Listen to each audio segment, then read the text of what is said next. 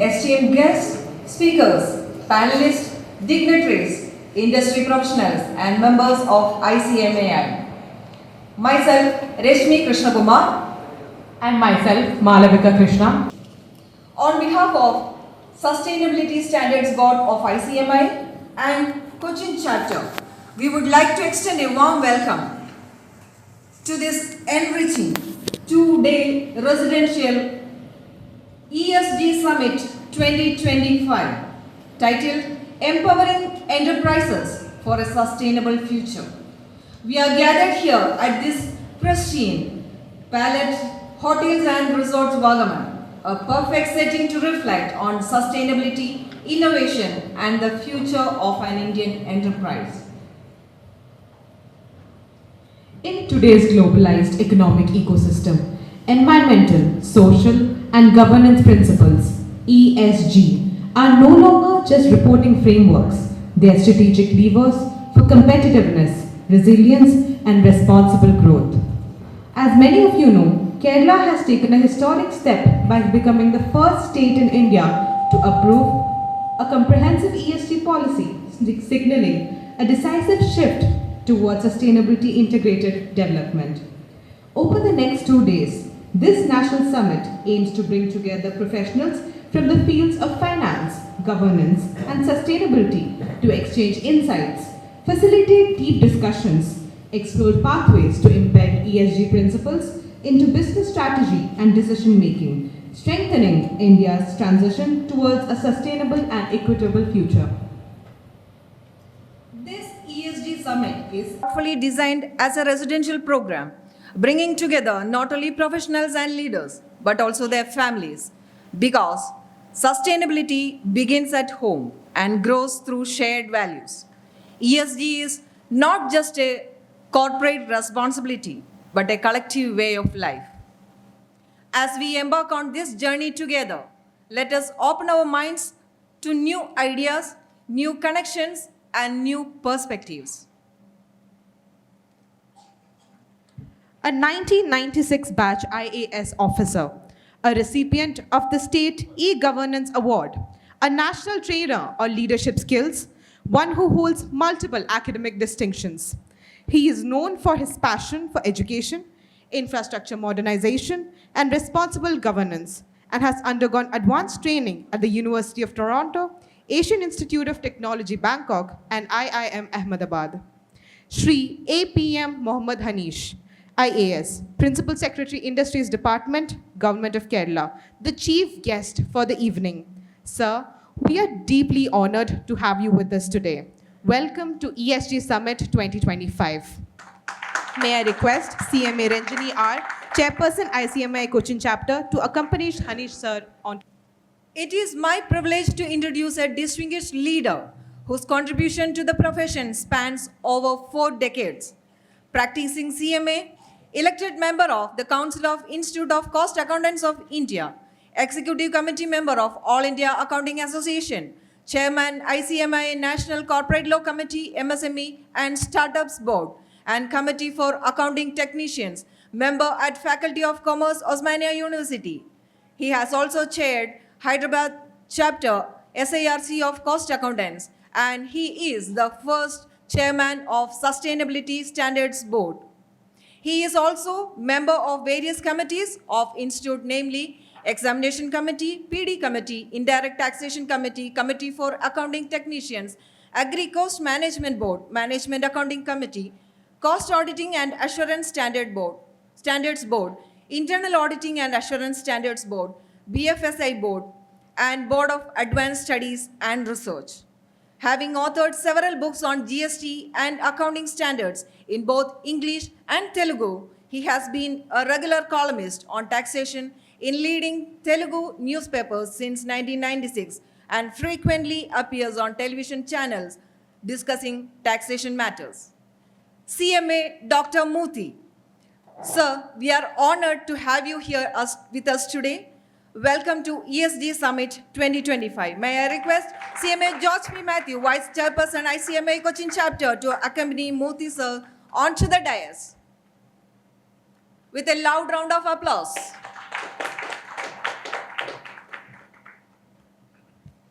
A dynamic leader, entrepreneur, and accomplished corporate professional, ex-vice president at Deloitte with more than 20 years of corporate experience. A distinguished CMA with advanced global credentials from ACCA UK and CIMA UK. He's a passionate educator who has delivered 500 plus guest lectures, a certified trainer of trainers, and has led major programs on Manager Academy, Lean and Six Sigma, business chemistry, and behavioral skills. As an entrepreneur, he has founded and built successful ventures including Mentor Me, Skill Grads, and Next Gen Learning. He has played significant roles in academia and professional leadership, member of Board of Studies Commerce at Azmania University, research associate at the National Institute for MSME, and former secretary of SIRC of ICMAI. CMA Vijay Kiran Agastya, chairperson SIRC ICMAI. Sir, we are honored by your presence. May I request CMA Arun Kumar, Secretary ICMAI Cochin Chapter, to accompany him onto the. A celebrated educator, entrepreneur, and a multi-qualified finance professional, more than 20 years of professional and academic experience. He has established himself as one of South India's distinguished accounting educators, the recognized Oral Coaching Center of ICMAI Province, an approved ACCA learning partner and gold CMA course provider under IMA. With 15 years of excellence through province, he has shaped thousands of students. He is known for his ability to simplify complex concepts and is widely admired for his clear, engaging, and transformative teaching style. His past leadership role includes Chairman ICMAI Thrissur Chapter, Secretary SIRC ICMAI. CMA CS Praveen Kumar, Founder Director Province, Chairman Professional Development Program SIRC of ICMAI. So, warm welcome to ESG Summit 2025. May I request CMA Thomas, Managing Committee Member, ICMAI Cochin Chapter, to accompany him to the dais. May I request everyone in the hall to kindly rise for the Institute Anthem.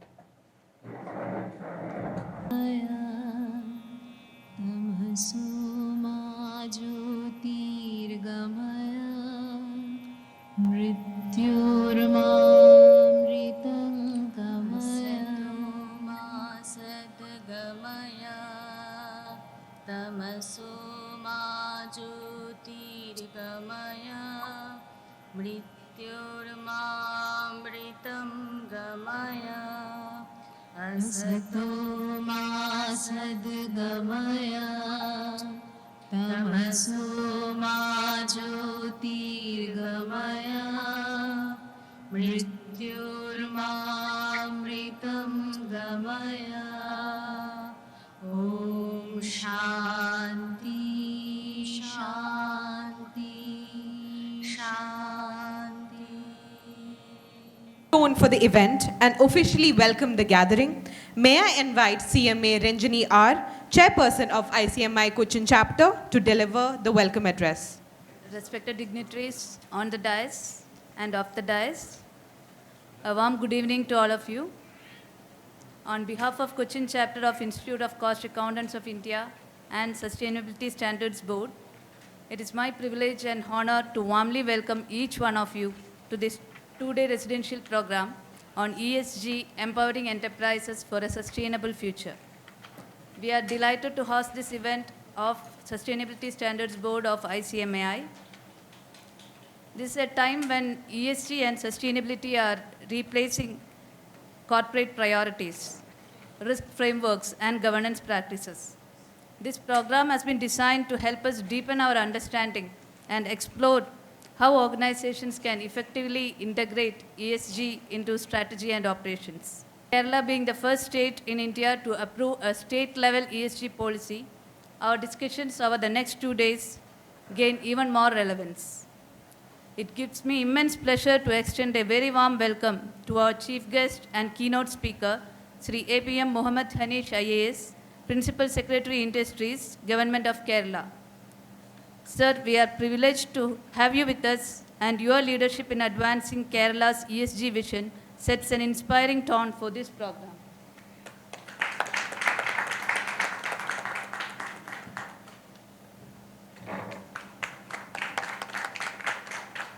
I respectfully welcome our presiding dignitary, CMA Dr. Murthy, Central Council member and the first chairperson of Sustainability Standards Board of ICMAI.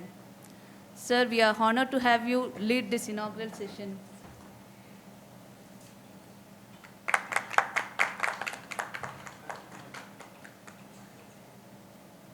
A very warm welcome to CMA Vijay Kiran Agastya, Chairman SIRC of ICMAI. His constant encouragement and wholehearted support have always been a source of strength for our initiatives.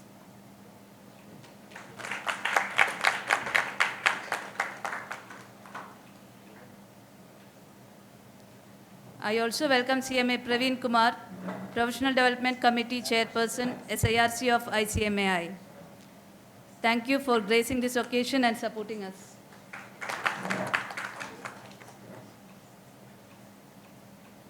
And we have all the 4 distinguished speakers. It is my pleasure to welcome all our distinguished speakers. Sri Jadesh Chandra, General Manager Design, Cochin Shipyard Limited, who will deliver the first industry session. Sri Munji Rama Mohan Rao, Head Climate and Carbon, Bureau Veritas, South Asia, who will address ESG reporting, assurance and data integrity. CMA Venkateshwaran Ramakrishnan, General Manager SEBI, who will lead the session on sustainable finance and responsible investment. And also our eminent panelist for tomorrow's discussion, Sri Sachidanandan TP, Director, Business Service Sign, Srimati Aparna Vijayakumar, Senior Program Manager, WRI India, and Sri Gogul TG, Additional General Manager, Urban Transport, Kochi Metro Rail Limited. Grateful to each one of you for joining us to share your expertise with us.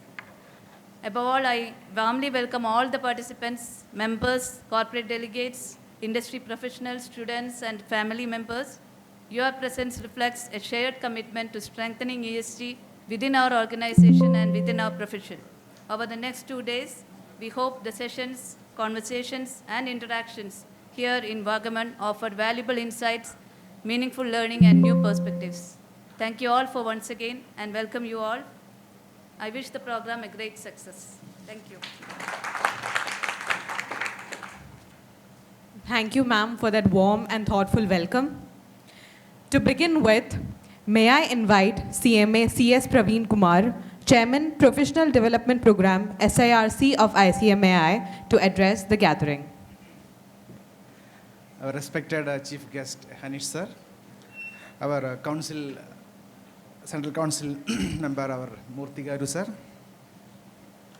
our SIRC Chairman, Vijay Kiran sir, Ranjini Madam, George sir, Arun sir, all chapter chairmen, members, family members, a very good evening to all of you.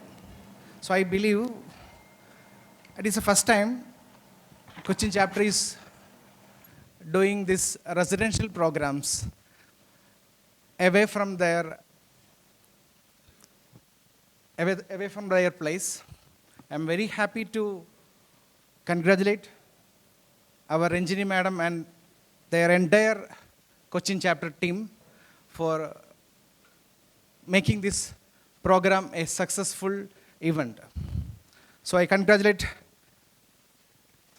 the entire team. So last year, we made one program in the same Vagamon. All Kerala chapters meet. So I also congratulate all the Kerala chapters for giving Cochin chapter the maximum support through their delegation. So I congratulate once again our chapter members. You all know that next month we are going to conduct our national convention at Coimbatore. So I urge each member to attend that program. It's the first time after a long period we are conducting this program, this national convention near to our Kerala. So I request all our members to attend that program with their family. And also after February, we are going to do our regional cost convention at Hyderabad, Ramoji Rao Film City. So I personally invite you all for attending the regional cost convention also. So I want to add one more program. I request all the chapters to do this type of residential programs. So it will definitely enhance the visibility of our chapters. So I can give one simple example. 2 or 3 years back, or 4 years back, we doesn't know anything about our Coimbatore chapter. So now they are in limelight because of they are doing lot of residential programs. Through that residential programs, they got that visibility. So now our institute is very much confident to give them the opportunity to do the national convention to our Coimbatore chapter. Our Coimbatore chapter members are there. I personally congratulate you people for doing our national convention. So if you are doing in Coimbatore, we are feeling that we are doing it in Kerala. So all our support we are offering you. I am not that much expert in speaking your topics. So I am very much eager to hear from our expert regarding our ESG. And my best wishes to all the speakers. Again, congratulate our Cochin chapter for doing this program. And thank you for inviting me for this program. Thank you, everyone. Next, I would like to invite CMA Vijay Kiran Agastya, Chairperson SIRC of ICMAI, to address the gathering. Most respected Principal Secretary, Industries, Government of Kerala, IAS Officer, Shri APM Mohammad Hanish ji. We are so glad that he is going to spend more than a day with us here. CMA Dr. KCH AVSN Murthy ji, Central Council Member, first Chairperson of Sustainability Standards Board, one of my guides and well-wisher. My dear friend, colleague on the Regional Council, CMA Praveen Kumar, also is chairing the PD committee of SIRC for across the states. The dynamic team of Cochin chapter, led by CMA Ranjini Madam, CMA Arun sir, CMA George sir, and others who are doing some wonderful programs. I was also part of the Kerala State Cost Summit or Convention, what we call, one of the best. At the outset, let me congratulate all the Kerala chapters that you are leading from the front when it comes to professional development programs across all South Indian states. A-class chapters, without doubt I can tell you, should be humbled by the type of programs that are being conducted in Kerala, especially in PD programs in Cochin, in Trivandrum. We had seen one huge audience in Thrissur when students program, first of its kind, was conducted. Coimbatore is doing some extraordinary programs. Really, we are proud that we have, these are not A-class chapters, all of them, but they are setting a great example and tone to the rest of the chapters. Speaking of sustainability, I actually take the same, I borrow the sentence from Praveen sir, not an expert at this subject. But one example that comes to my mind, one experiment that was done by a school in Bangalore. What they have done is they have invited parents and students for a parent-teacher meeting. Instead of a routine parent-teacher meeting, what they did is they put all the parents in one room, all the students in another room. They gave a task to all the parents. They told the parents, there are white walls across this room. These are all white, boards, if you will.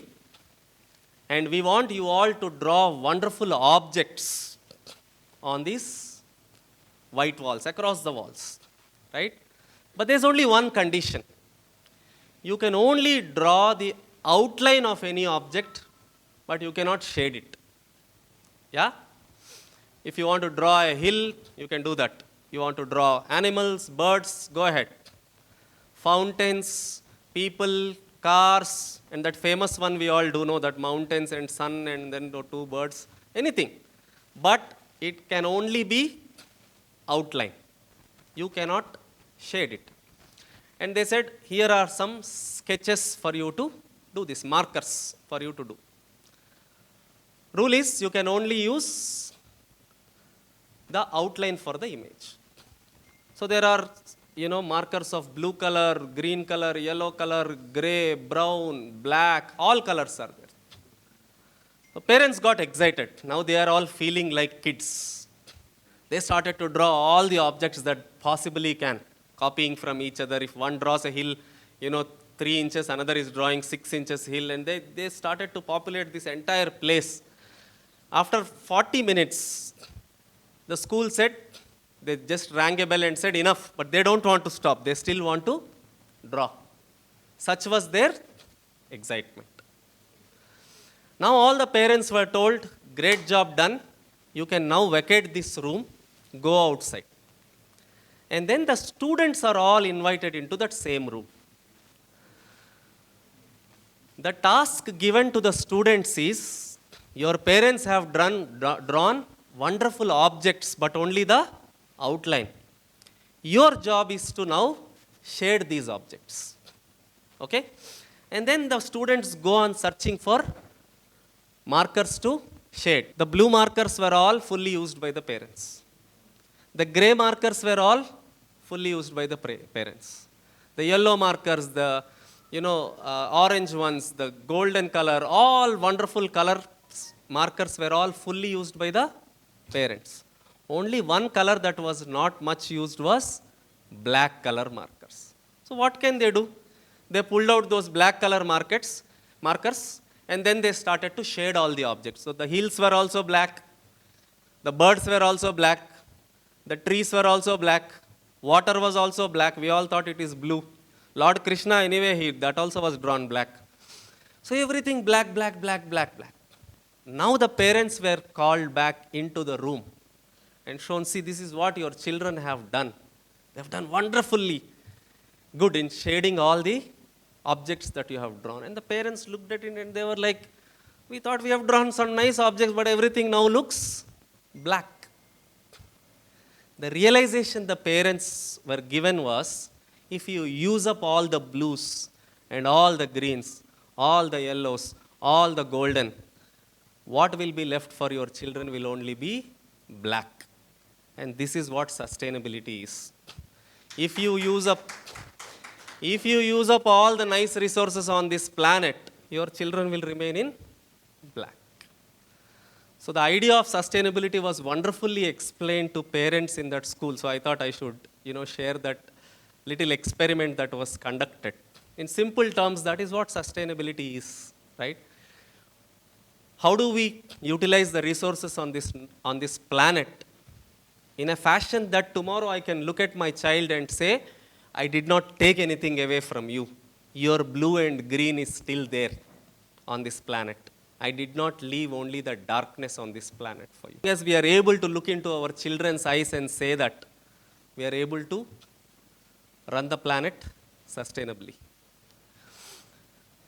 When this concept of sustainability was being introduced in a what used to be a third world country, we no longer can call our country a third world country.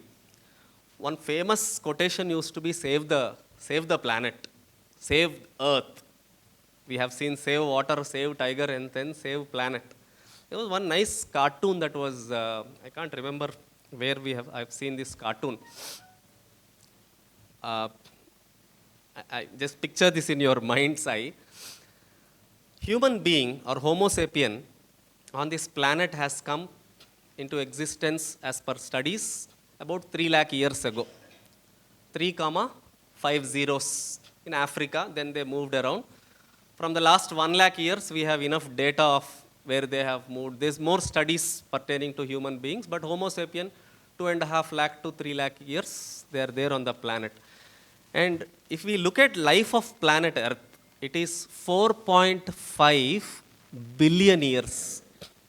4.5 billion, which means 45 and 8 zeros next to it. And human being is only 3, 5 zeros next to it. And he wants to save this planet. So the cartoon was showing that big planet Earth is looking down on human being and says, oh, do you really want to save me? I am 4.5 billion years old. You are 3 lakh. Your race is 3 lakhs years old.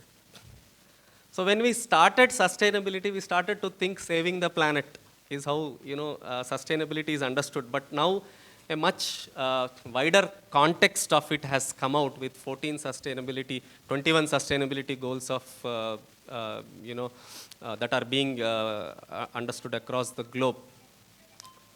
When we were growing up, we were always told businesses are started with an objective to earn profits. I think now we have to go back into the textbooks and redefine that. We have to say businesses are there to generate profits while keeping people in mind and planet in mind. I know we are all being told this, but why don't we nip it in the bud? Why don't we tell at a very young age that businesses should exist with a 3P goal in their mind? I think that is one change that should come up. And considering what we can contribute as cost and management accountants in terms of ESG, two major areas that come to mind. Naturally, when we are talking about sustainable businesses, we need to have a very good understanding of how costs play in a long run. How costs play in a long run. It's very easy to calculate, compute, or manage costs in a short run. Not understanding what are the sacrifices that we are making, in the long run because of a cost strategy that we have for a short run. For example, most of the times we see in recession, companies tend to cut, several costs in the organization, including cost of employees, not realizing it will have a compounding impact in a long run, but sometimes they are forced to do that.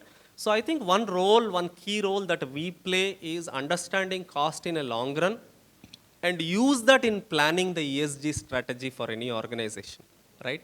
Naturally, when we are thinking about ESG, the ESE as they say, right? The environmental, social and economic aspect also.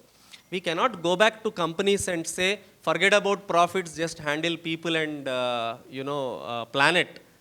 You are good enough. I don't think it will work out. At the end of the day, businesses would have to earn profit. Now, what we should be able to educate to businesses is, if you are having the right ESG strategy, you don't impact your profits while still sustaining the planet, while still taking care of people. See, let's take a very simple, easy example.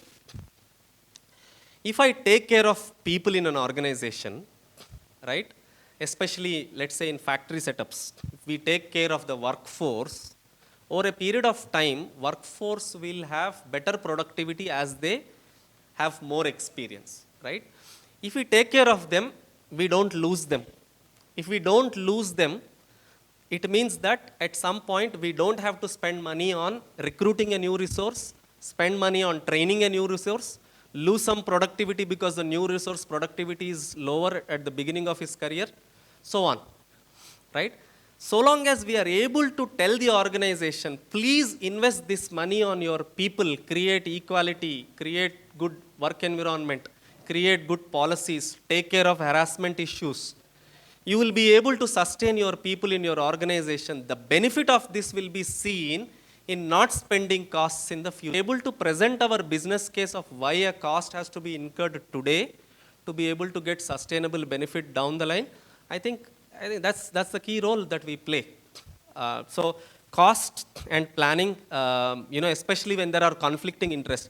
Naturally, sometimes environment will come in conflict with economics, social will come in conflict with economics, social will come in conflict with environment. So we have to gauge all of those and be able to guide the organizations both in costing and planning aspect. Last but not least, I know Praveen sir has already said this, but sorry for boring you with the same material. 9th to 11th National Cost Convention at Coimbatore. Please be there. 20th February 2026. I will be welcoming you all with my wide arm open in Asia's largest film city, Ramoji Film City in Hyderabad. Do be a part of the Regional Cost and Management Accounting Convention 2026 at Ramoji Film City. 20th and 21st of February. More information will be shared with you. I would like to conclude saying Kerala continue to be vibrant and continue to be a proud state among all the SIRC states. Thank you so much for listening to me. Thank you so much, sir, for those insightful words. May I next invite CMA Dr. Murthy, sir, to address the gathering. Beautiful child in the audience, and dear dignitaries of the dais, I start with you for your patience staying here. And we have with us Sri, what is the name? Sri APM Muhammad Anishji IAS, Vijay, Mr. Vijay Kiran. Sir agreed to come to Ramoji Film City. And my colleague in the Regional Council, Vijay Kiran, Chairman, one more council in the Regional Council, and today's heroine or hero, whatever, Ranjani, supported by George and Arun Kumar and everybody, one of you. Friends, we don't venture to kill tigers because they kill us. So we will say, save tigers. That is sustainability. But we kill fish to eat them, especially in Kerala. To kill them is sustainability. Both are sustainable. Please understand. Now I'll come back to my formal PPT presentation. Taking advantage of my councilship and my gray hair, I prefer to go to PPT.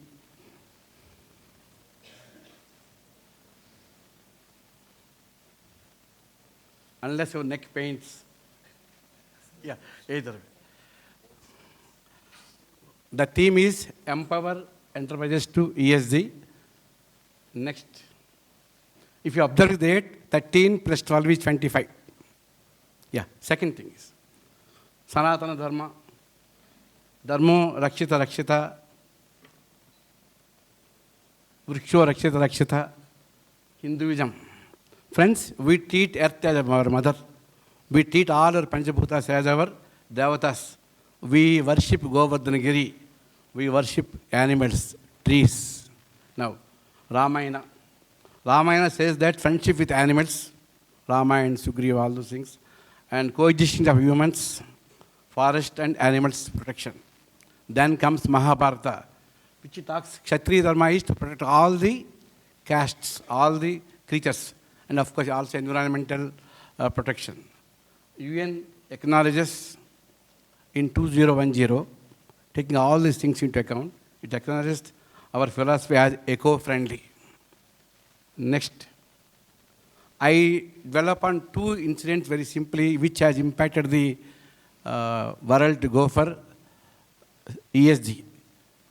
British petroleum spill. Friends, drilling rig exploded, 11 dead, 4.9 barrels of oil spilled for 87 days on the ocean. It became the world's largest marine oil spill. Millions of animals in the sea were killed. Next, in our own, go back. In our own country, Bhopal incident, many old timers may recollect it. December 1983 or 84. This is considered to be world's biggest disaster. 5,58,125 people are injured. Still, they are in those sufferings only. The lessons from these two disasters is weak environmental safeguards, poor risk management, flawed safety. We never bother about safety. Public health, deep governance issues, both the cases, and poor board oversight, and lack of whistle-blowing protection. Next. Friends, you have to help in the movies. Kadvi Hawa. This talks about farmers' problems and drought in that area. Jal, one more movie, Hindi movie, talks about water scarcity. And Kaun Kitne Pani Mein. Again, it talks about water shortage in the state, in the village. They fight with each other. They also become friends at the end of the cinema. Swadesh, it talks about village upliftment. Robo 2, your famous hero. Who is the gentleman? Any name? The man at 70 runs like a young boy. Rajnikant. Rajnikant talks about radiation harmony and ecosystem. Rangdev Basanti, that is a small mistake, don't bother about it. It talks about ethics. And KGF, it talks about mining and land deregulation. If any one of you know any Malayalam movie, please tell me, I will add to list. I don't know. Any of you which contain these movies, I have drawn these movies only to impress you that the film industry also contributes to ESG. Please note the point. Next. 3 initiatives taken by the Government of India, namely extended producer responsibility, plastic management rules, and echo of BIS. Well, have given very good results. Next. These things empower environmental aspects and social and governance.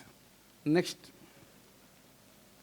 DPP is the baby of the European country, but they talked about digital platform passport, not passport what we used to travel here, and then details of what materials, origin, carbon footprint about which we must talk, then repairability, recyclability, and supply chain. Next. India versus UE. Please note that we are very much good at par with EU. What they have done, we have also done. We did not bring DPP in our country, but the 3 initiatives taken by the government have given very, very good results. This is the live example. Next.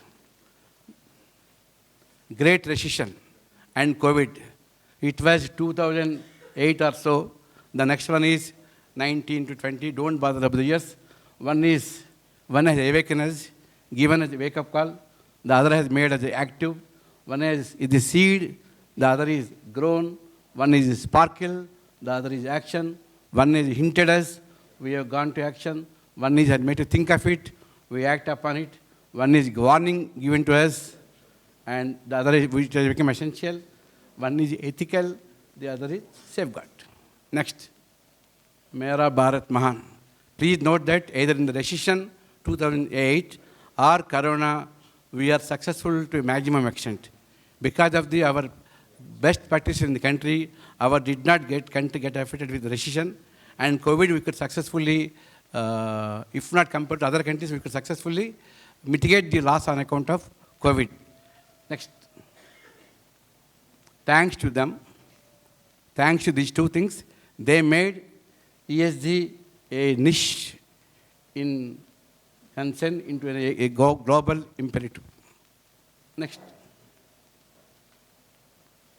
Sustainable stewardship. These are the companies which I am not able to read them properly. These are the companies ITC, Infosys, TCS, Wipro, Reddy Labs, HDFC, Tata, L&T, SBI, ICICI, other companies, and also your company. These are the examples for good stewardship who implemented ESG. Next. Next. You see at me. Next. Yeah. These are the real world examples. Apple has come with good solutions. The only thing who failed is Volkswagen.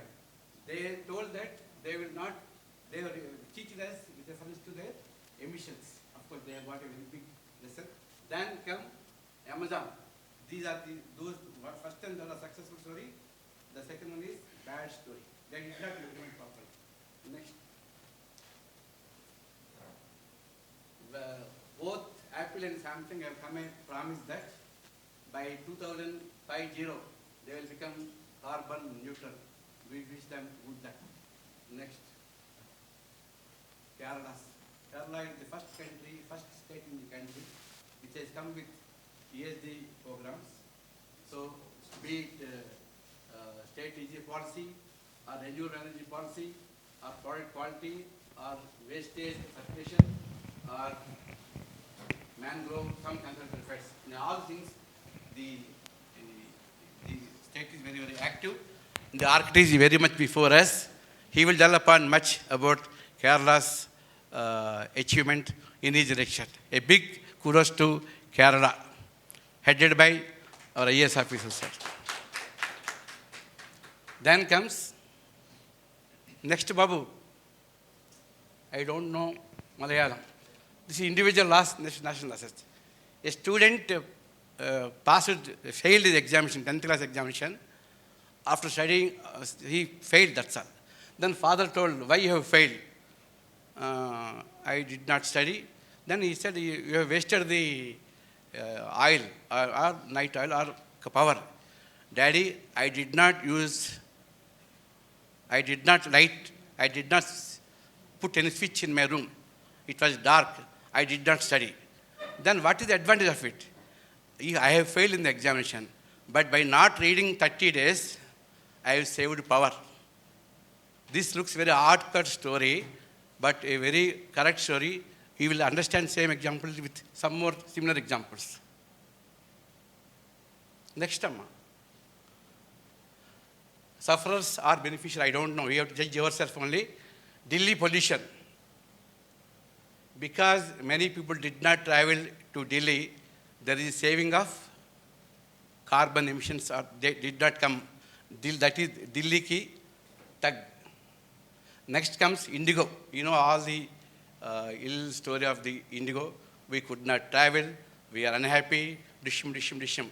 But it has lot of quantity of emissions did not release. So sare plains are Jameen only. These are the advantage. Look at the story. They are very bad examples, bad stories. But if you look from this angle, like tiger versus fish, this is the lesson. Next. Similarly, if I have drawn chart GPT to make you impress, I don't know how far I agree, but it costed me 0.285 carbon. And secondly, what to do? Secondly, fights grounded, 45 lakhs is the saving of emissions, not released. Then Delhi pollution, 1 lakh. Means my balance sheet is very, very good. Please certify the balance sheet. Next. Culprit. Friends,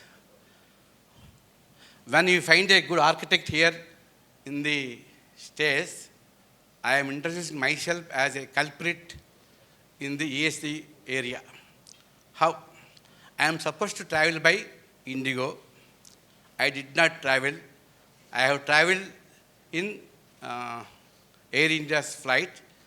Air India, after traveling Air India, Each caste it has given emission to the extent of 63 kgs. Had I traveled in Indigo, which may or may not happen in the near future, there would have been no carbon emissions. So I am one of the culprits. That means everyone present here is a culprit with reference to ESG. Please go to your native place. Please talk to your grandmother. Please see your village. They are the sustainable person and they make sustainability. Not you and I sitting in the classroom or office room. Next. Friends, so far what I have spoken is in my personal capacity. Now I will come to being the first chairman of the Sustainable Standards Board of the Institute. We are the first person in the country to have this board of our own, and I am the first chairperson. And we have done, dear sir, here I request your attention, sir. My dear IAS, sir, please, we have established our board in 2003-04. The first, we have still conduct every week, every month 2 times, Vasudhaika Kutumbam, a webinar which takes place on 2nd and every 4th Friday in a year, in a month. Secondly, we bring every month, dear sir, I am going to request you to be with me if you don't mind. Since you have taken 1 day time, please give me 2 minutes time. I am sorry. Shall I wait, sir? Yeah. Very soon I will give it to you before the presence of all my colleagues of CMAI. We are bringing a magazine called Sukhino Bhavantu. Sukhino Bhavantu. This is a magazine what we see. Sir, in Telugu families, when a baby is born, the elders will say that you have become Kanya Data. Please note the point. When a baby is born in Telugu families, the elders will bless the boy as you have become Kanya Data. That means the blessings of the parents are to make the child happy, marry after 20 years. Sustainability. Then comes, we have got, dear sir, we have got certificate courses we conduct our own. So far, 3 batches have been completed. We are now ready to offer for the 4th batch. Then every January, coming January, we celebrate as Sustainable Month. This is going very, very well. We invite the good persons in the subject and make them empower and enrich. And standards. So far, we have issued. SEBI has asked us to meet them. We went and met many times SEBI, CA, CS, and CMA. We, on our own, have given them 2 standards which will be implemented very, very soon. Sir, we have got our own SSP portal, library facility available to all people, our members as well as the students. Sir, we got very good liaison with SEBI and government bodies. Lastly, but not leastly, second, next. We are trying to award companies which implement ESG in the country, those who submit BBRR reports every year. We wanted to give, a big company will give them Vatavruksha award, and for mid-cap company we will want to give Kalparuksha. For new ones, startups, we will give Beej, which means seed. And for less than that, but more than that Kalparuksha, we wanted to give Tulsi. Next, we are inviting IFAC president. IFAC means world's toppest body in the accountancy. They are coming to India next month, 29th January to India, to give these awards. I can't tell the results to you right now. Next. And dear ones, thank you, dear ones. Thank you for your great time. Thank you very much.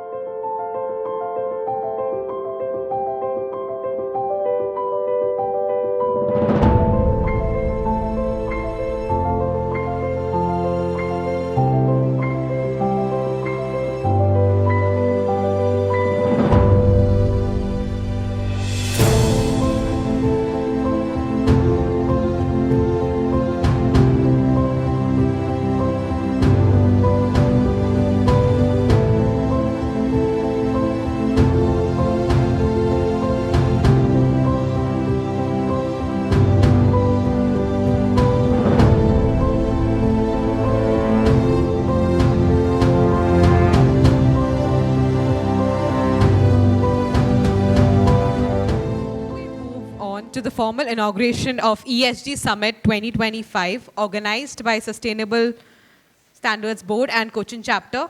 May I request CMA George P. Matthew, Vice Chairperson of Cochin Chapter, to give our esteemed chief guest a formal introduction. It's my privilege to introduce our chief guest, APM Mohammed Hanish IAS. He was born in Trivandrum, educated in various places in Kerala.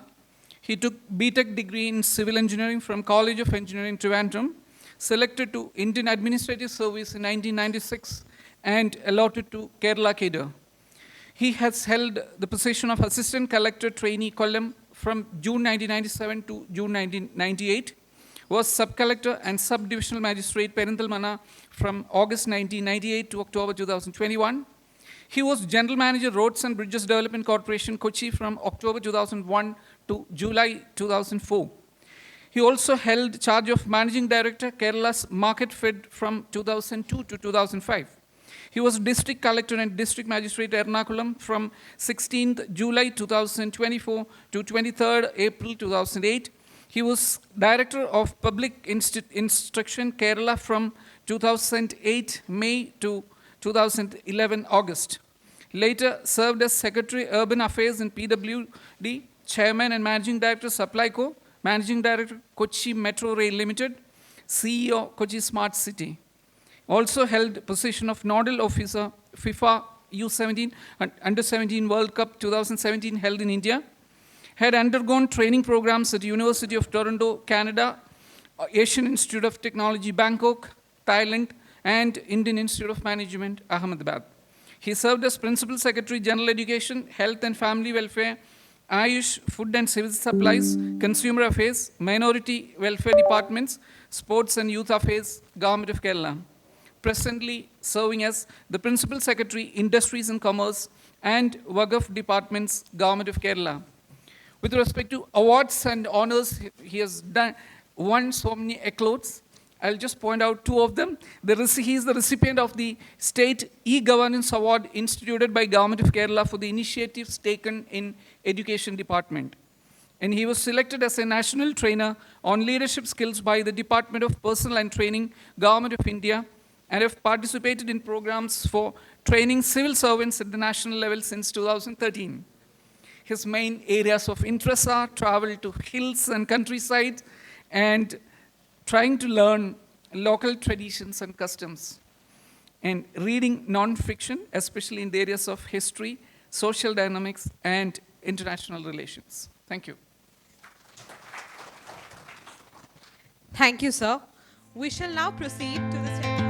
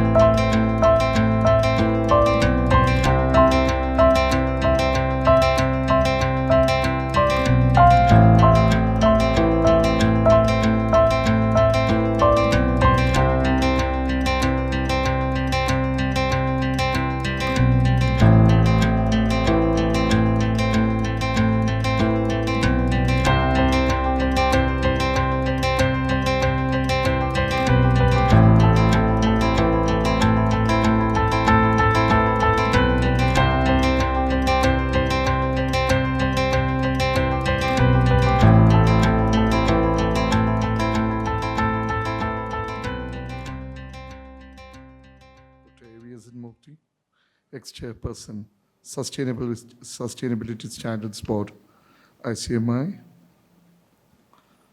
CMA Vijaykiran Agastya, Chairperson, SARC of ICMAI. CMA Praveen Kumar.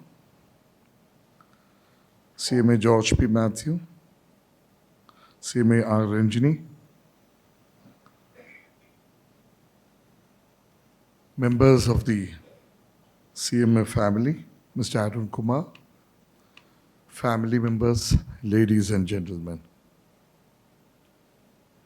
Normally, in my absolutely event-filled and jam-packed schedules, I don't usually take such sojourns, especially the kind of dalliance and the kind of romance one has with nature time and again. But these have been absolutely frenetic times as well, quite frantic in terms of the response time, quite frantic in terms of the kind of crisis management efforts, especially so in the case of state and national governance, when it's not just the paucity of the finance, but also it's also about the kind of dearth of the human resources required to fight crisis after crisis. So this happens in international bodies, happens in national governments, and even more so in state governments and local bodies. Today is the day when the local body elections and the election results have just been out in the state of Kerala. And right from morning, most of this people wedded to some deal of political gossiping have been glued onto the TV sets. But I find an absolutely dedicated community over here who are kept away from the TV sets. Congratulations for that. Because in a highly politicized state like Kerala, it's quite a pleasure to meet people who say that we are not being in touch with whatever is happening outside. Because I had seen bandwagon after bandwagon going around in my long 120-kilometer journey from Cochin to this place. In spite of certain pressing domestic engagements, which included my mother's slightly serious surgery as well, of course successfully done, what compelled me to come over here were 4 reasons. The first and foremost being my regular kind of interaction and the kind of respect and regard I have for members of the financial sector. That's something which I have developed through all these years in spite of being just an engineer and not a chartered accountant or a cost accountant or a company secretary. But at the same time, many amongst you, many from the chartered accountancy fraternity, many from the company secretary fraternity, taught me on how to really decipher the unwritten truths and the hidden truths behind every balance sheet. And that was quite a revelation for me in all these years that I had spent as a civil servant with just a technocrat's background. We as technocrats have always believed in this brick and mortar philosophy. For us, the progress means that the brick, the mortar, and the edifices that come up ultimately comes around to begin to become what we call as the infrastructure development. And I've been dwelling in this field of infrastructure development for a quite long time, right from something like 20 to 23 years back as the GM, as well as the MD of Roads and Bridges Corporation, later as Secretary PWD, then thereafter as Cochin Smart City CEO, Cochin Metro Rail MD, and so on and so forth. Even today, in this field of industries and commerce, there is always that propensity to attach any kind of industrial development to land, labor, capital, and also the kind of external manifestations of whatever happens as a result of the deployment of the financial capital. So that entails creation of industrial parks, industrial zones, free trade zones. And I'm also happy to note that in the National Industrial Corridor Development Program that's happening in the country, which is the most kind of ambitious program in the country today, Kerala has a manufacturing super city coming up in the border of Kerala with Tamil Nadu in Palghat. And I also happen to be the chairman of the special purpose company, Kerala Industrial Corridor Development Corporation.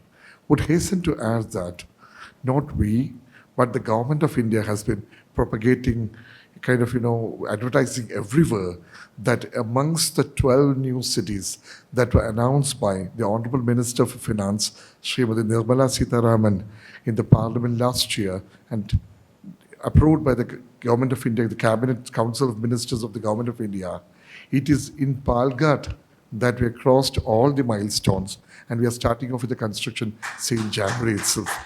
So, of course, too many requests come from Government of India, including the construction of a helipad, you know for whom. So we are waiting for that also. That's happening around us.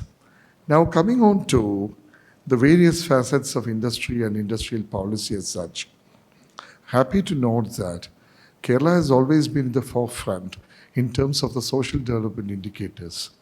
The entire model of Kerala development was centered around education, health, and social security net. The modern day economists, people far, far away from the Chicago School of Economics, would certainly state that this model has outlived its utility. To an extent, yes. To an extent, no.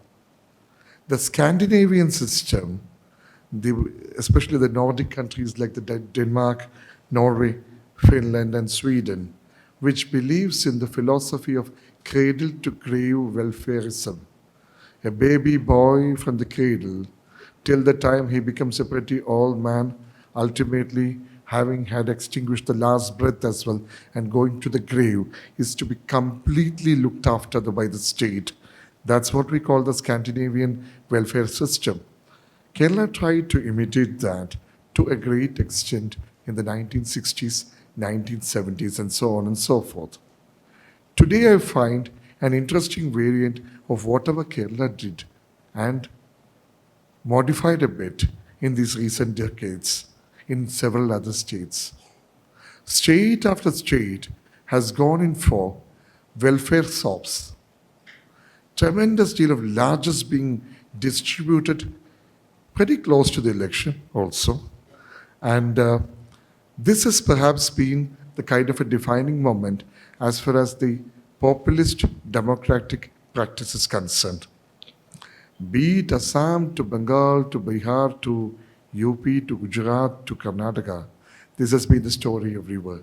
The only thing is that as compared to the activities of various other states that had happened in fits and starts, here was a state that has completely wedded on to the welfareist philosophy without too much of attention being devoted on A, the agriculture, B, the manufacturing, and C, about the various drivers of industry and commerce.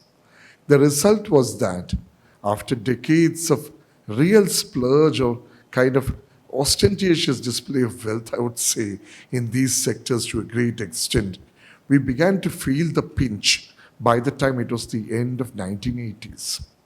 The government finance was scarce to come by, and nobody ever knew about these new philosophies or the new catchwords of today like public-private partnership and build, operate, transfer, build, operate, own, operate, transfer, boot, then DBFOT, then we had, what all do we have otherwise? BOT is the, boot is the, DBFOT is the, then if there is anything else, kindly add on to me. And these were philosophies which were never existent at the end of the 1980s. That's the beginning of the 1990s. Especially after the budget of epochal significance, which I would call as the second independence movement, as far as this nation concerned. The July 1991 budget of Dr. Manmohan Singh in the the finance minister in the P.V. Narasimha Rao cabinet, which unleashed market forces to a great extent. The liberalization, privatization, and globalization became the catchwords. Dr. Singh, the late most venerated Dr. Singh's philosophy was not in isolation. It was actually something in response to whatever was happening across the globe. The Berlin walls were crumbling down. The East-West hiatus was disappearing altogether. And that frigidity that happened to be part of the relationship between the East and the West, the capitalistic West and the communist East, was absolutely getting melted away altogether. In that place, there came a new philosophy which cut across global borders, which cut across various systems of economy and ultimately very clearly pronounced and also spread the shibboleth, or rather the economic philosophy, that geographical boundaries and geographical frontiers no longer exist as far as the flight of capital is concerned, the movement of capital is concerned. This was an awakening moment for this country. So we went on the overdrive as is usual. And between 1991 and 1997, when Atal Bihari Vajpayee came to power itself, the basic restructuring had already been carried out to a great extent. The basic thing like Securities and Exchanges Board of India, the various deregulation, delicensing, and the market-oriented philosophy that was being introduced. And from 1997 and 1998 in the second cabinet of Atal Bihari Vajpayee, privatization and a great deal of liberalization happened, especially in the sectors of telecommunication and to an extent in the case of the power sector as well, not to speak about the highways as well. The golden quadrilateral and all that thing came over thereafter. Now, with all these things happening, naturally Kerala could not just watch itself as a silent spectator. But at the same time, we in the state, having always had the haughty temperament of stating before the whole world that we are the best in the world, we began once again to relax ourselves in that dreamy stuff of the money orders and the demand drafts that used to flow in from the Arab countries at the start of every month to state that this is enough for the state. And we are quite happy with it. Even that began to melt away, that began to wither away with the localization that was resorted to by country after country across the globe. So it was not a new phenomenon either. Today when we come to it, after 2010 and 2015, we find that in keeping with the galloping pace at which the country of India was progressing, every state was competing with each other about how to really put up their new found economic strength and the kind of opportunities that are available for trade, industry, and commerce so that international investors and national investors were attracted. Andhra Pradesh was then undivided. It had its resources, it had its strengths. Tamil Nadu has always been the front runner as far as manufacturing industry was concerned. And many other states, for that matter, did too well. But then there was a new philosophy that was coming in, the competitive federalism that was coming in. State after state began to compete with each other as if they were independent entities altogether. So we missed that race also, I should state. But then after 2015 or 2020, we began to understand what exactly is the kind of facilitation and the liberalized philosophy that is to be brought about as far as the MSME facilitation and other acts are concerned. Act after act was brought in, and thereafter it was followed by the industrial policy of 2023. 22 core sectors were identified, 18 new incentives were introduced, which were followed by the land liberalization measures which are undertaken, which really created a great deal of happiness, or rather simplification about the land allocation, the leasehold, the transfer of land, and also about the activity change and the ownership change. This is just to speak about the industrial sector. In the service sector, one had always done well, but then the kind of captive markets which we had created for ourselves and the protectionism which we had engendered for ourselves began to disappear. Competition began to become intense.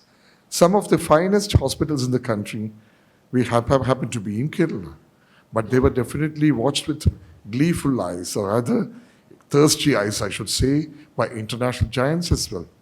Today, come to think about it, private equity after equity fund are coming in droves to take over substantive shares in various Medicare institutions across the state.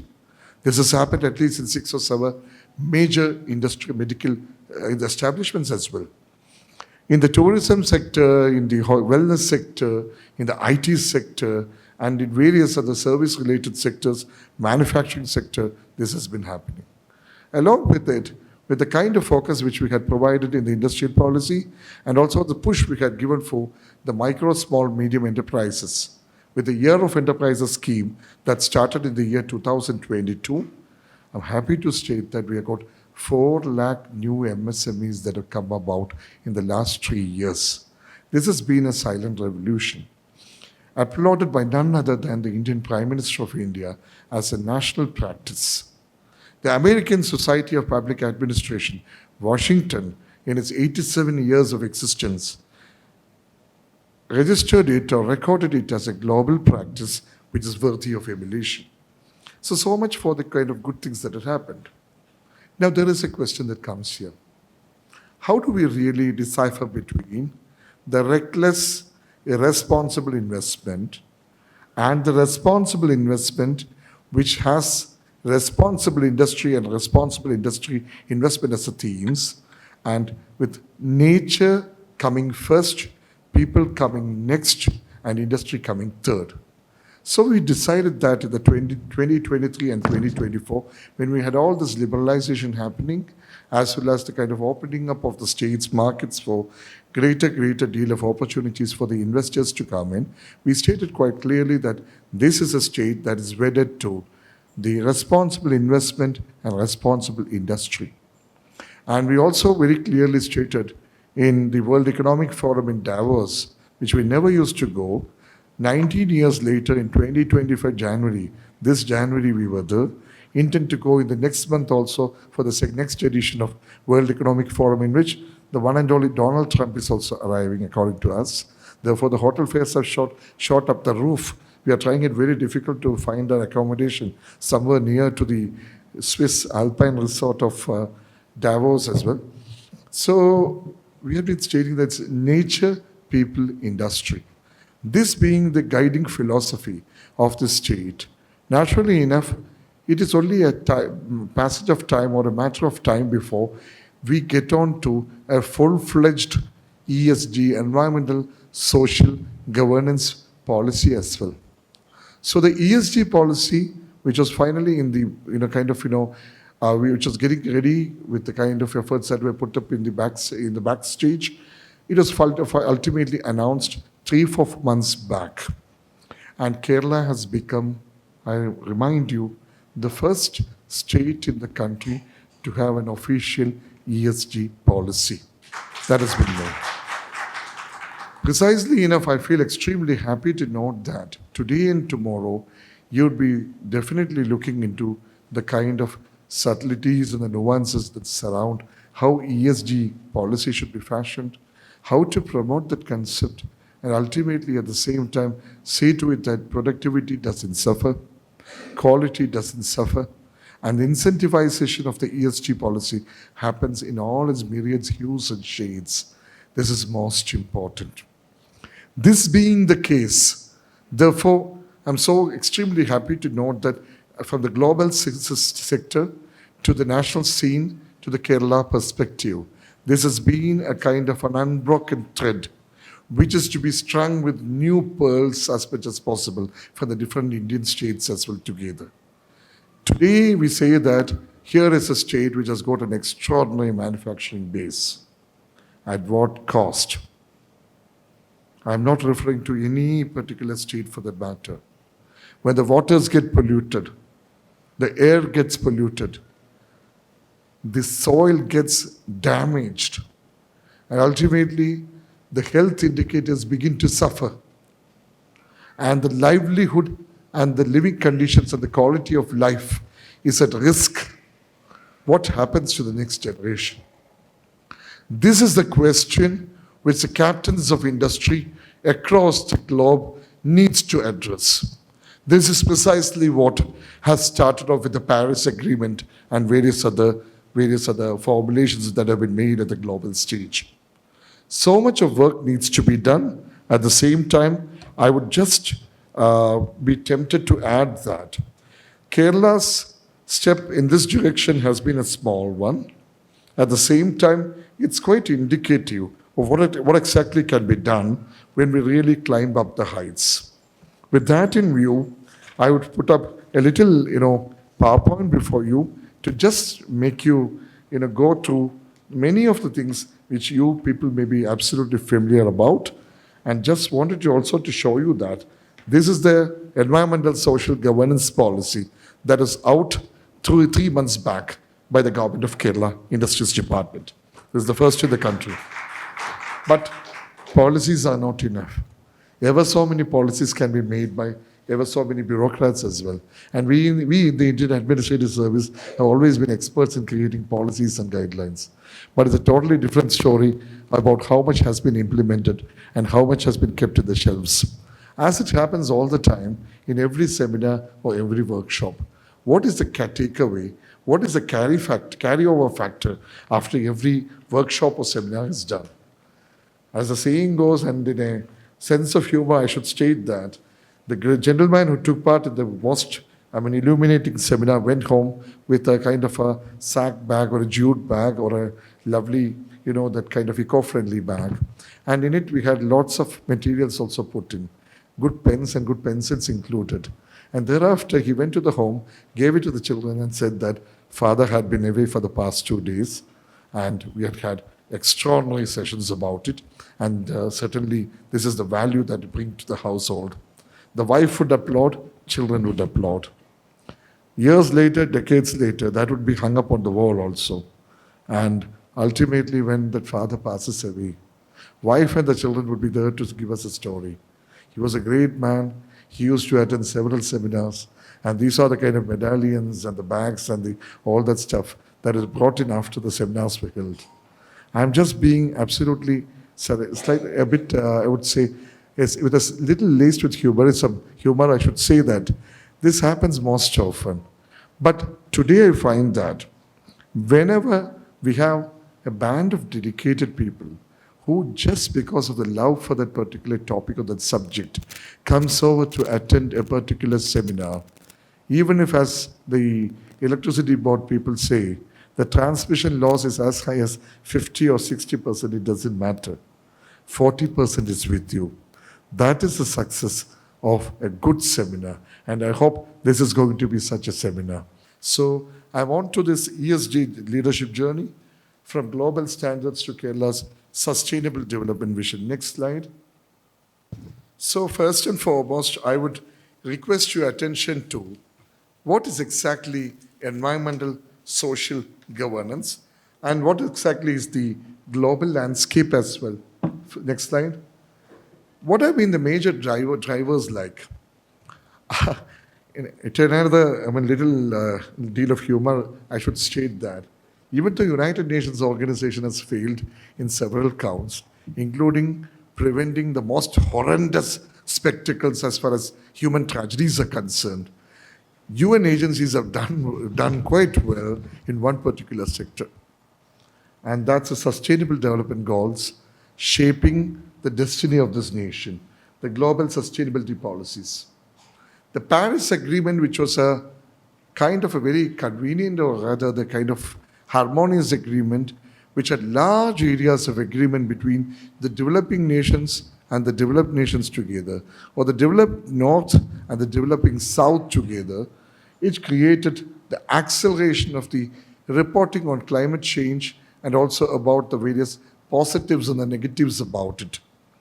ESG thus became mandatory in many regions, and the global investor also began to push for greater deal of transparency as far as an investment opportunity is concerned.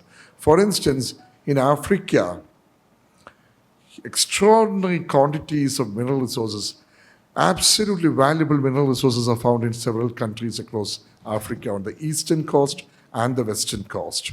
At the same time, when it comes to the human rights violations, when it comes to the exploitative nature of the capital and the labor and the technology being used, many investors today turn away. It's not the times of the Kimberley gold mines where Cecil Rhodes came over. And to wash away his sins, he also instituted one of the most sought after scholarship in the world, the Rhodes Scholarship as well. But times have changed. Global disclosure standards, as we say, the ISSB, as we know, Unified Sustainability Reporting is the Sustainable Board. The multi-stakeholder reporting from A to Z, the stakeholders need to be taken on board, be it the climatologist, be it the environmentalist, be it the disaster management expert, and so on and so forth.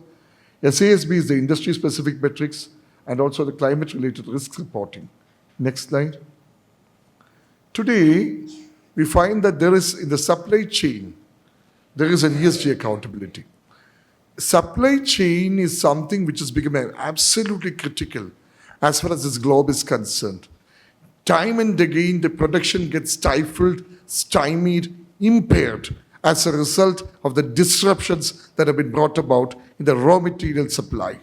And that raw material extraction is something where we need to really look on how the ESG accountability is maintained. I'm going back to Africa again, and also to the North Sea, but exploring the kind of the North Sea oil exploration that's been happening with a great deal of difficulties or the kind of disasters that have been caused to the flora and the fauna. Yesterday, I should say that there is an interesting thing which is coming in. The Kochi Biennale has begun, one of the finest art biennales in this part of the world. I won't name the company, one oil manufacturing company was supposed to be the #1 sponsor over there. But really, I should say, the artists were really tough nuts to crack. They stated, there is a great deal of exploitative element in whatever the global majors as well as the Indian counterparts have been doing. We cannot have this particular institution as an anchor sponsor. We can have it in a subdued manner. So, and I should also confess one more thing. I am also part of that OMC. So I had to rework the whole thing to suit the sensibility of the art community. But then hats off to them. This has been an extraordinary stuff. Nature and biodiversity reporting has increased, not from the Amazon rainforests alone, but also across the globe, be it the Himalayas or be it the various, also the kind of, the natural phenomena or the kind of formations in Australia and so on and so forth. The rise of anti-greenwashing regulations, and today the ESG assurance is required for every global project as well, every national project as well. Next slide. Going on to India ESG framework. Next slide. SEBI has mandated business, regulation or no? BRSA? Responsibility, business responsibility and sustainability reporting for the top 1,000 companies. Reserve Bank's focus has also come in on climate risk. MCA has been integrating it as part of it. And on top of it, the government of India's real objective of net zero target by 2070. State after state in this country have been going in for carbon neutrality or for carbon credits. So that being the case, in the place of fossil fuels, hydrogen is sought to be used. Now, renewable energy sources are being put to use. Next slide. What is the BRSS structure? 9 principles of responsible business conduct and key performance indicators for environmental, social, and governance pillars. And its BRSS core is introduced, and key metrics, we have the mandatory assurance coming in. Next slide. The financing, how does it happen here? Green bonds were a fancy 30 years back, 20 years back. Now it's part of the regular financial game. Mutual funds are also expanding. Large chunks of the people with the depositors have been, banks have begun integrating ESG scoring into credit also when it comes to any industrial loan financing proposal that's coming in, any financing proposal that comes to the bank managers. I've seen that in umpteen cases whenever we have been trying to push one particular agency, one particular institution or company, which just really has some deal of nuisance value. I know for sure that the bankers have also fought back. Impact investing on the rise. The positive impact that is to be provided. Next slide. Now, certain case studies. Tata Group. One group which I found in all my limited interactions, which has had a roadmap for decarbonization, especially in core sectors wherein their presence is tremendous. Infosys has been trying to provide renewable energy as much as possible, not just in the Bangalore campus, but also in various other campuses as well. JSW, this is interesting.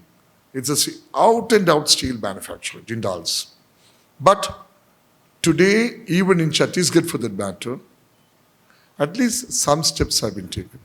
I won't say to the greatest extent, but at the same time, something which has gone from zero to some substantive point. Mahindras have been in the forefront in terms of the climate-related studies and climate, leadership as well. Interestingly, I also want to convey that particular instance of Anand Mahindra had been in Cochin for the past few days, and without informing anybody in our industrial fraternity, he took his Thar jeep and went to the islands of Kadamakudi, which is a beautiful set of islands where I used to frequent as district collector Cochin for so many weeks. I had spent the uninhabited islands, absolutely very sparsely populated place, but not exploited by any kind of modern definition of this brick and mortar tourism philosophy. Anand Mahindra, after having toured there, he said, this is the finest piece of ecotourism that we can find in the whole of this country. Next slide. Kerala's ESG perspective. I said nature, people, industry. This is the kind of byline that goes with every industrial presentation that's made for the state of Kerala. Next month also in the World Economic Forum, we intend to highlight that before the who is who of the world. The development model is a balanced relationship between nature, people, and industry. Nature, see, look at it this way. Kerala has only 38,863 square kilometers, out of which 1/3, 12,000 square kilometers has been taken away by Western Ghats, including this area. It's ecologically fragile land. The midlands, that's where the industry should happen. That's where constructive, productive action should take place. We have sufficient deal of watersheds, sufficient deal of, what is that act called? 2008 Act, not CRZ, the water bodies. Wetland Conservation Act, we have that. And you go to the seashore then, you have the CRZ coming in. So you have to be extremely careful about it. Abundant natural 44 rivers and so on and so forth. People are skilled, inclusive, progressive. The huge investments made from the times of Maharaja towards the democratic systems in the 1950s, up to the time when the government financing went bust in the end of 1980s, has been in education, has been in healthcare, has been in social equity. Women empowerment, very interesting. In a new run-up towards 4 lakh MSMEs in Kerala in the last 3 years, 37% of the MSMEs are owned by women. This is something of a national record. So that's the kind of people that we have here. So industry, naturally enough, it has to be area sensitive, it has to be technology driven, it has to be high tech, taking lesser area and greater input to be made, sustainable, high value, innovation oriented. Naturally enough, tourism comes into the picture. Food processing, life science and medtech. Medtech, interestingly, nobody took note of it, including we in the industries department. Today, when we opened our eyes like Lao Presto, we see that 23% of the total turnover of the medtech companies in the country are from medtech companies in Kerala. Nobody knew about it. We also never knew about it. The largest manufacturer of blood bags in the world is Thermopenpol. And the chairman of the former chairman of the company has become the most respected chairman of Kerala State Industrial Development Corporation, our own man. The largest manufacturer of dent care or the artificial teeth in Asia is from a small town in Ernakulam district. And the largest number of COVID-related tests were conducted by a company, again in Cochin, with Japanese collaboration, to name 3. Green energy and circular economy, we're trying to promote it. Confederation of Indian Industry people often have been telling us that we are certainly quite enthused and energized by the fast mover and the top achiever status that has been accorded to Kerala for the past 2 years. But then we are absolutely confident about one sector, and that's the IT sector. And we try to cajole them, persuade them, coax them, cajole them, persuade them to get into other sectors also. Certainly good tidings would come in. Next slide. Green tourism and responsible tourism. Kumaragam, which is made world famous, I should say, at the end of the last millennium with the 12-day stay of the then Honorable Prime Minister of India, Atal Bihari Vajpayee. He wrote lots of poems also staying over there in the Taj Resort over there. That's one village which is absolutely wedded to responsible tourism. The people cultivate, they grow the vegetables, which is procured by the Taj Group or the Zuris or for that matter, the Lalits and whatever. And the country boards over there are utilized for the tourism related purposes. Several points of interact between the local population and the tourists. With the result that we have been trying to address questions related to the carrying capacity. From Tirupati to Munnar to Kashmir, the question has been very, very simple. What is the size of this particular destination? How many rooms do we have? And how many individuals can come over here whose waste treatment can be carried out with the systems that's available? E-mobility and EV adoption. Electric vehicles, one of the largest centers of sales is being recorded as Kerala today in terms of electric vehicles. So transition has to happen and the e-mobility has to happen. Waste to energy is an extraordinary fortune which has come to us. It has not been utilized to the kind of expected levels. At the same time, it holds tremendous prospects as well. Biodiversity conservation programs, ESG aligned priority sectors in the industrial policy of 2023 and the Kerala's in the ESG policy which is shown here. Quite a lot of incentives have been introduced as part of the Kerala's in the ESG policy. Why Kerala needs it? The climate is getting varied. Year after year, we are having floods over here. August or September, it's floods. Coastal erosion and habitat loss. You would also perhaps remember that 1 year back, end of July 2024, one of the worst human tragedies in the hills of Wayanad, where the landslide killed something close to 400 persons, 400 valuable deaths, lives lost. Growing investor demand for transparent sustainability accounting reporting. This is a push-pull factor. When the investor seeks that, it becomes inevitable as well. And alignment with the global development goals, sustainable development goals, and India's evolving ESG system. And again, we brand or position ourselves as a responsible destination. Next slide. Key components, awareness creation. What is ESG? This is something which we need to disseminate, which we need to educate upon the masses. Public outreach system, industry involvement, incentives and rewarding for those institutions that go by it, support for startups and MSMEs in the sector, and branding Kerala. Next one.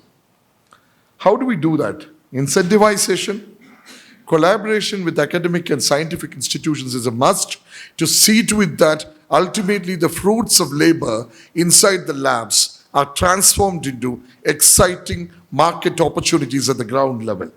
Annual review mechanism has to be done. And when we try to position ourselves as India's leading ESG-driven state with sustainable, socially responsible and transparent development. Next slide. Future opportunities, the trends to watch.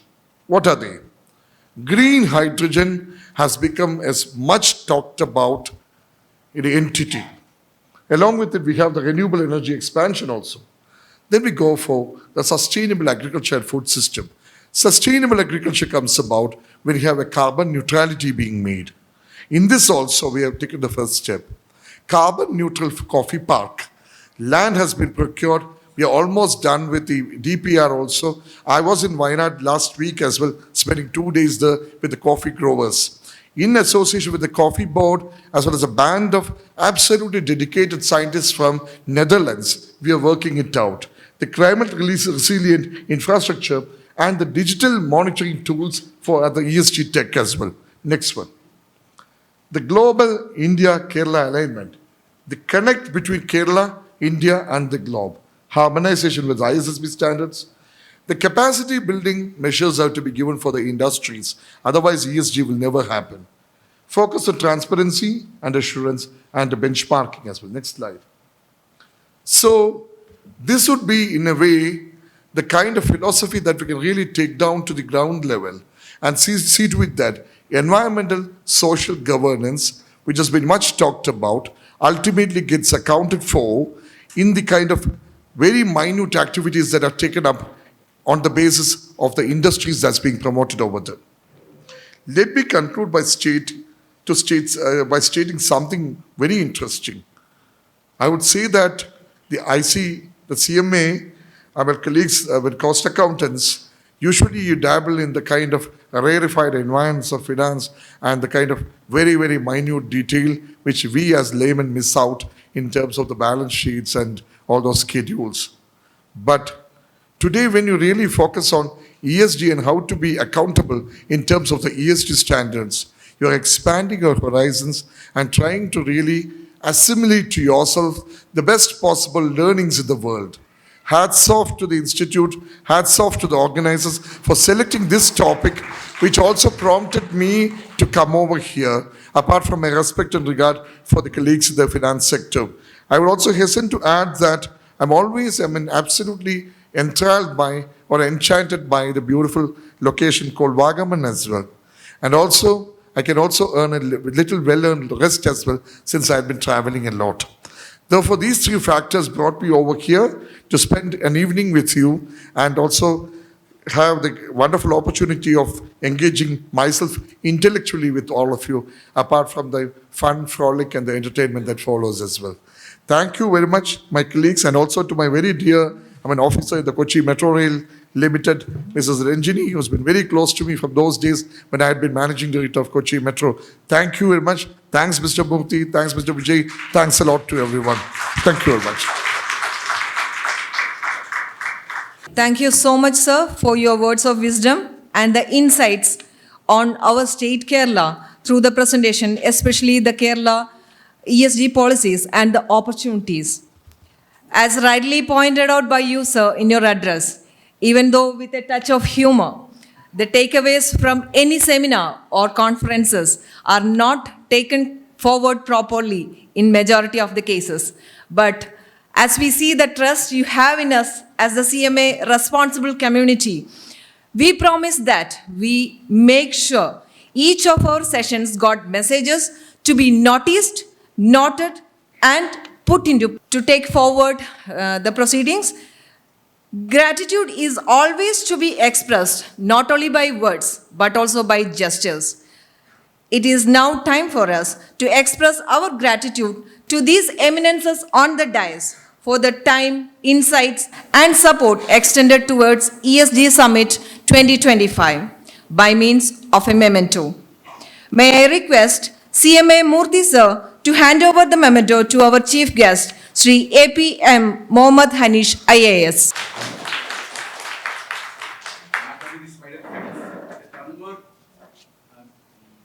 Expression of love towards him. Kindly give standing invitation to him.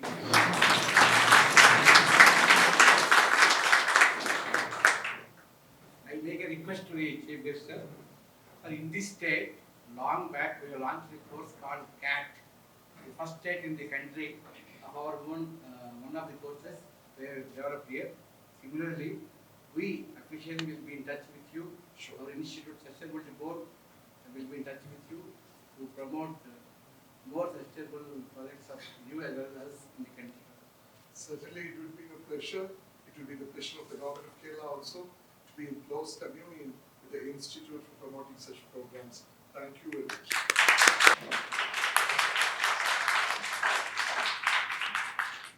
May I request CMA George P. Matthew, Vice Chairperson, Cochin Chapter, to present the memento to CMA Vijay Kiran Agastya.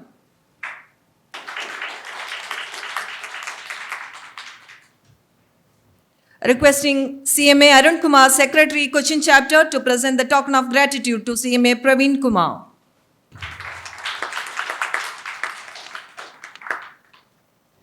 I invite CMA Arun Kumar, Secretary, Cochin Chapter, to deliver the vote of thanks. Respected Chief Guest, distinguished dignitaries on and off the dais, professional colleagues, and all other dear participants. Good evening to all of you. On behalf of the Cochin chapter of the Institute of Cost Accountants of India, and the Sustainability Standards Boards of the Institute. It's my honor and privilege to deliver this vote of thanks on this inaugural session of our residential program on ESG, Empowering Enterprises for a Sustainable Future. This session, the first inaugural session, has been truly enriching in all its sense. I take this opportunity to express my sincere thanks to everyone who made it possible.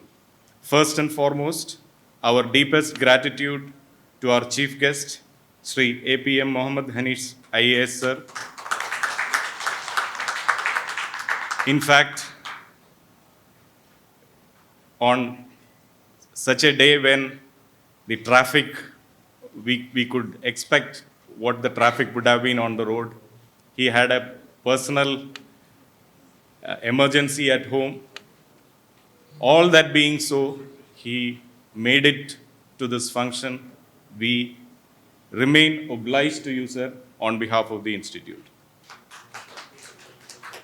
Our heartfelt thanks to CMA Dr. Murthy, the first chairman of the Sustainability Standards Board, for his enlightening presidential address and for highlighting the role of cost accountants in the sustainability movement. We also express our sincere appreciation to CMA Vijay Kiran Agastya, Chairman SIRC of ICMAI, for your gracious felicitation and for consistently guiding the regional chapters with enthusiasm and clarity. A special word of thanks to CMA Praveen Kumar, PD Committee Chairperson, SIRC, for joining us and for your continued support to the chapters for our initiatives. Of course, our Vice Chairperson, CMA George P. Matthew, our Chairperson, CMA Ranjini. I thank both of them for their insightful welcome address, the introduction of the chief guest, and for being in the forefront of all that organization we just saw today for making this program a reality. A very special mention must be made to CMA members who have traveled from across various places within South India for this two-day residential program. Your willingness to travel long distances in spite of having a lot of issues with respect to connectivity and all that. We truly appreciate your commitment and for coming here and participating in this program. My sincere appreciation also goes to the program committee, the volunteers, the office team of the Cochin chapter, who have worked tirelessly behind the scenes to make this event seamless and memorable. We also extend our thanks to the management and staff of Pellet Hotel and Resorts, Vagamon, for their excellent arrangements and warm hospitality. To all resource persons, speakers, and panelists who will be leading the upcoming sessions, who are already present in the gathering, we express our gratitude in advance. We look forward to your valuable insights over the next 2 days. I also thank the MCs, both the MCs, for their well-coordinated management of this session. Thank you. Thank you very much, one and all. Thank you. This concludes the inaugural ceremony. To capture this memorable event and experience, the participants are requested to come forward for a group photo. The photo session will be followed by a very short tea break, and after that we will be having the first session of ESG Summit 2025, session by Sri Jadesh Chandra, General Manager Design, Cochin Shipyard Limited. The topic is Industry Insights, Partnering for Sustainability, the CSL Experience. So after the photo shoot, we will be having a short